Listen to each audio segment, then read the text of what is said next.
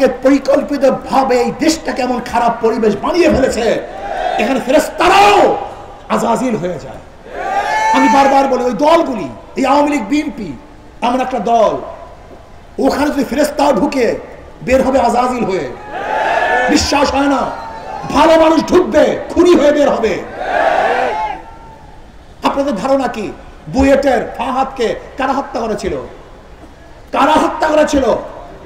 বাংলাদেশের মধ্যে সবচেয়ে 3% সন্তান, যারা সবচেয়ে মেধাবী, ওরা ছিল খুব ভালো ফেরেশতা তুল্য সন্তান, কিন্তু দলগুলি করার কারণে ওরা ফেরেশতা ছিল না, ওরা খুনি হয়ে গেছে।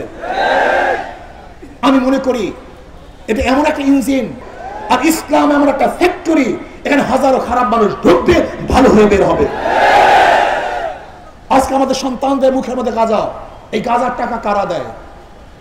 আজকে আমাদের সন্তানদের, মুসলমান বাংলাদেশের সন্তানদের মুখের মধ্যে ইয়াবা। জানে না ইয়াবা কোথা থেকে আসে? আপনারা দেখেছেন স্বরাষ্ট্র উপদেষ্টা বলেছেন ফ্যান্সিডিল তৈরি করে পাশের কান্ট্রি, ওরা খায় না, সব আমাদের দেশে পাচার করে, আমাদের সমস্ত সন্তানকে হত্যা করার জন্য, ধ্বংস করার জন্য। এত মাদক কেন? এত গাঁজা কেন? এত নেশা কেন? আপনারা জানেন যে এই জাতি নেশাগ্রস্ত হয়ে যায়, সেই জাতিটার মুক্তি নাই, কল্যাণ নাই, অবশ্যই ধ্বংস হবে। পরিকল্পিতভাবে ওদের পিছনে নামাবার জন্য আজকে আমাদের সন্তানকে নেশা ধরানো হচ্ছে। যারা ক্ষমতায় যেতে চান একটা যৌক্তিক কথা উপস্থাপন করেন, আপনাদের ভোট দিবে কেন? একটা যৌক্তিক কথা উপস্থাপন করেন, দলিল দেন। আপনারা কি বলে মানুষের কাছে যাবেন ভোট চাওয়ার জন্য? আমাকে বলুন তো। বলতে পারেন জিয়াউর রহমান সাহেব এইটা ছিলেন, সেইটা ছিলেন, সেইটা ছিলেন। হ্যাঁ, 91-তে জিয়াউর রহমান সাহেব ভালো ছিলেন বিদায়ী আপনাকে ক্ষমতায় নিয়েছিল, কিন্তু 96 পর্যন্ত থাকতে পারেন নাই কেন? আবারও দ্বিতীয়বার আপনাদের পরীক্ষা করছে, 2001-এ আপনাদের ক্ষমতায় নিয়েছিল জিয়াউর রহমান সাহেবের ভালোর কারণে, কিন্তু এরপর আসতে পারেন নাই কেন? তার মানে জিয়াউর রহমান সাহেব ভালো ছিলেন, এর জন্য মানুষ আপনাদেরকে ভোট দিয়েছে, কিন্তু পরীক্ষায় পাস করতে পারেন নাই, বারবার ফেল করেছেন। এ রাষ্ট্রকে দুর্নীতিতে 3বার চ্যাম্পিয়নশিপ করেছেন, হেট্রিক করেছেন আপনার আমলে। এদেশের খুন ধর্ষণ বেড়ে গিয়েছিল। র‍্যাব কাদের আমলে জানেন আপনারা? বিএনপির আমলে। কেন করেছিল? সন্ত্রাস বেড়ে যাওয়ার কারণে। এই র‍্যাবের কাছে সবচেয়ে বেশি ক্রসফায়ার মারা গেছে বিএনপির লোকজন। আজকে ক্ষমতা আসতে পারে নাই, রাগ করেন কেন? ফখরুল সাহেব বলেছেন র্যাম্বো ন্যাশন করবেন। ফখরুল সাহেব 2 দিন আগে বক্তব্য দিয়েছে দেশকে র্যাম্বো ন্যাশন করবেন। র্যাম্বো ন্যাশন তো বুঝেন, রং ধনু জাতি। যেরকম রং ধনুর বিভিন্ন রং থাকে কিন্তু একসাথে থাকে, ফখরুল সাহেব বক্তব্য দিয়েছেন র্যাম্বো ন্যাশন জাতি করবেন, যেখানে বিভিন্ন আদর্শের, বিভিন্ন মতের, বিভিন্ন চরিত্রের মানুষ থাকবে, সবাইকে নিয়ে রাষ্ট্র গঠন করতে চান।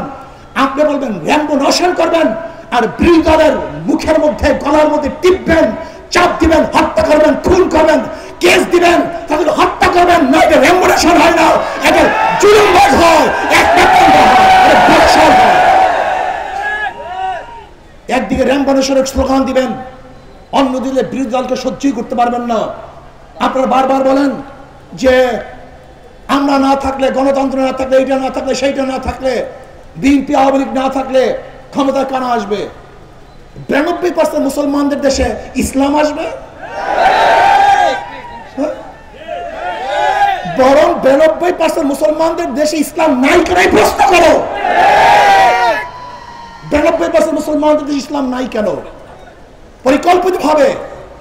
পরিকল্পিতভাবে নেগেটিভ আমাদের ব্যাপারে ইসলাম ফোবিয়া সৃষ্টি করেছে।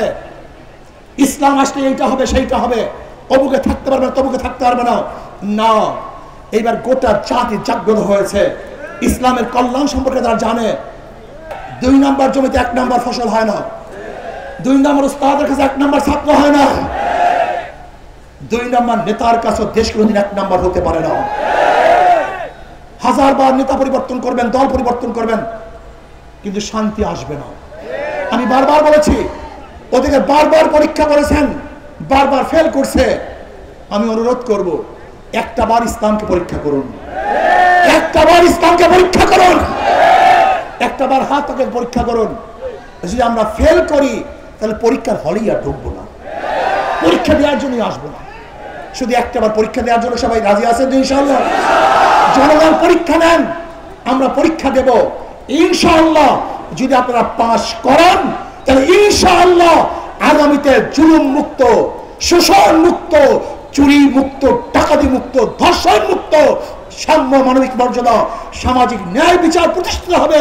এরকম রাষ্ট্র হবে যেখানে মুসলমান, হিন্দু, বৌদ্ধ, খ্রিস্টান, ঋষি, চামার, মজদুর, কুলি, গরিব, দুঃখী সমস্ত মানুষ একত্রিত হয়ে আমরা ঐক্যবদ্ধভাবে রাষ্ট্র গড়ব ইনশাআল্লাহ।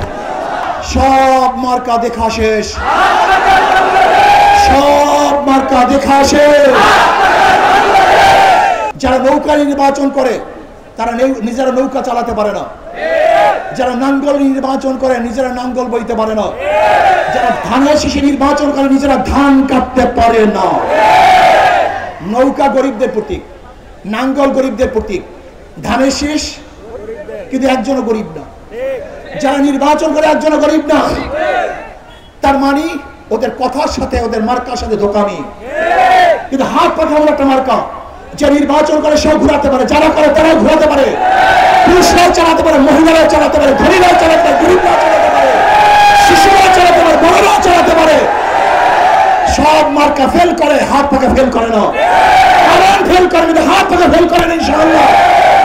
হাত পাখা মুসলমানকেও শান্তি দেয়, হিন্দুকেও শান্তি দেয়, খ্রিস্টানকেও শান্তি দেয়, পুরুষকেও শান্তি দেয়, মহিলাকেও শান্তি দেয়। কেউ কার মার্কা নিয়ে ঘুমায় না, কেউ কার মার্কা নিয়ে ঘুমায় না। কিন্তু হাত পাখা দেখো, হাত পাখা এমন একটা প্রতীক, ঘুমের সময় বুকের উপরে থাকে। কোথায় থাকে ঘুমের সময়? তার মানে হলো যদি হাত পাখা জিতে এই জাতি জিতবে, হাত পাখা জিতে বাংলাদেশ জিতবে, হাত পাখা জিতে গরিবরা জিতবে ইনশাআল্লাহ। গোটা মানবতা জাগ্রত হবে, গোটা মানবতা।